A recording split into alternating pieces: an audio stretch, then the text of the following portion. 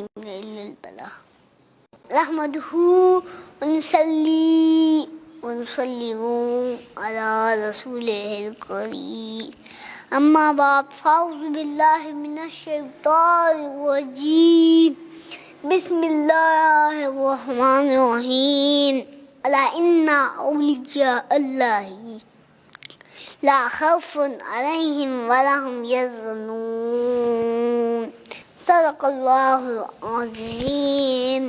آج میں جس موضوع کو لے کر آپ کے سامنے بولنے کی ہمت کر رہا ہوں وہ ہے شان اولیاء انداز بیاں۔ اگرچہ بہت شوق نہیں شاید کہ تیرے دل میں اتر جائے میری بات۔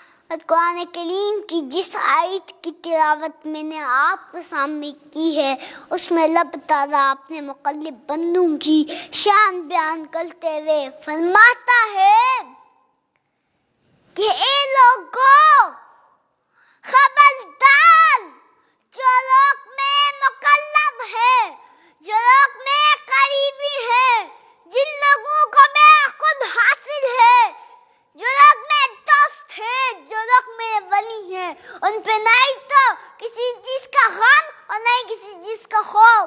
یعنی اولیاء کرام کی جماعت وہ مقدس جماعت ہے کہ جن کے دلوں میں خوف خدا اتنا الگ بس گیا ہے کہ اب انہیں اپنے رب کے سوا کسی چیز کا خوف و غم ہو بھی کیسے سکتا ہے۔ سامعین محترم، انہیں کسی چیز کا خوف اور غم ہو بھی کیسے سکتا ہے کہ جن کے بارے میں رب کائنات نے ایک اور مقام پر فرمایا کہ ہم دنیا اور آخرت کی زندگی میں تمہارے ساتھ ہیں۔ ہم دنیا اور آخرت کی زندگی میں تمہارے ساتھ ہیں، ہم تمہارے ساتھ ہیں۔ ذرا سوچئے، اور یا اللہ اتنی بڑی طاقت کے مالک ہو، اتنی عظمت اور جلالت والے ہو، اتنے قرب والے ہو، اتنے شرف والے ہو، اتنے تقوی والے ہو، تو نے اپنے رب کی سوا کسی چیز کا خوف غم ہو بھی کیسے سکتا ہے کہ جن کے بارے میں علامہ اقبال نے فرمایا کہ نہ تخت و تاج نہ لشکر اور سپاہ میں ہے، جب بات مرد کلندر کی بارگاہ میں ہے۔ جس سلسلے کے بزرگوں سے ہمارا تعلق، ان کی تو بات ہی کچھ اور ہے۔ خواجہ باقی باللہ سے کسی مرید نے پوچھا حضور بندہ تو فانی ہوتا ہے، تو باقی باللہ کا کیا معنی ہے؟ تو آپ نے فرمایا یہ سوال اس سے پوچھ لینا جو میرا جنازہ پڑھانے آئے گا۔ تو جب آپ کا وصال ہوا تو ایک نقاب پوش آگے بڑھا، اس نے جنازہ پڑھایا۔ جب وہ جنازہ پڑھا کے جانے لگا تو مرید بھی صف میں کھڑا تھا۔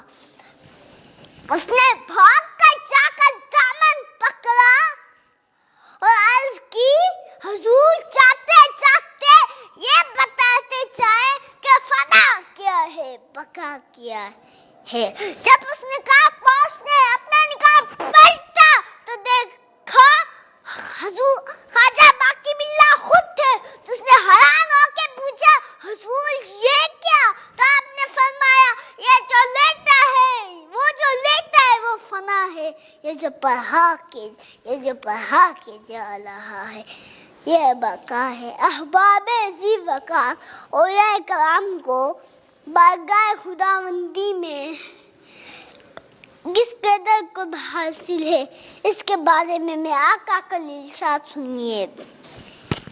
آقا فرماتے ہیں کہ رب تعالیٰ فرماتا ہے جب کوئی شخص کثرت نوافل سے میرا قرب حاصل کر لیتا ہے تو میں اس کے کان بن جاتا ہوں جس سے وہ سنتا ہے، میں اس کی آنکھیں بن جاتا ہوں جس سے وہ دیکھتا ہے، میں اس کے ہاتھ بن جاتا ہوں جس سے وہ پکڑتا ہے۔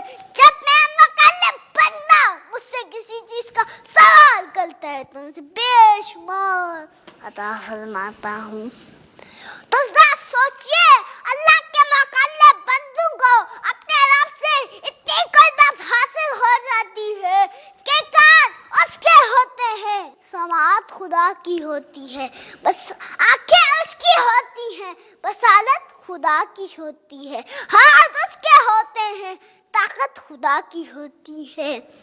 اسی لیے تو کہتے ہیں لویا اگن لگے اب ہوئے پھر کیوں نہ بندے وچ لب ہوئے، پھر کیوں نہ بندے وچ رب ہوئے. آخر میں میری گفتگو کا خلاصہ اور پیغام یہ ہے کہ اللہ کا فرمان کونوا مع صادقین پر عمل کرتے ہوئے کسی اللہ کے ولی سے دوستی کر لو، کسی درویش کا دامن تھام لو، کسی حق پاس کے قدموں سے لپٹ جاؤ، کسی اللہ کے ولی سے دوستی کر لو تاکہ تمہارا ایمان، عمال اور تقوی کی حفاظت ہو جائے، تاکہ تمہارے ایمان، عمال اور تقوی کی حفاظت ہو جائے، تقوی کی حفاظت ہو جائے. اللہ تعالیٰ سے ہمیں دعا ہے کہ وہ ہمیں اولیاء کرام کی اطاعت اور فرما برداری کی توفیق عطا فرمائے. میں اسی شعر کے ساتھ اجازت چاہوں گا کہ اللہ کی یہ چاہنے سے اللہ نہ ملے تو یہ اللہ والے ہیں جو اللہ سے ملا دیتے ہیں. وما علینا الا البلاغ.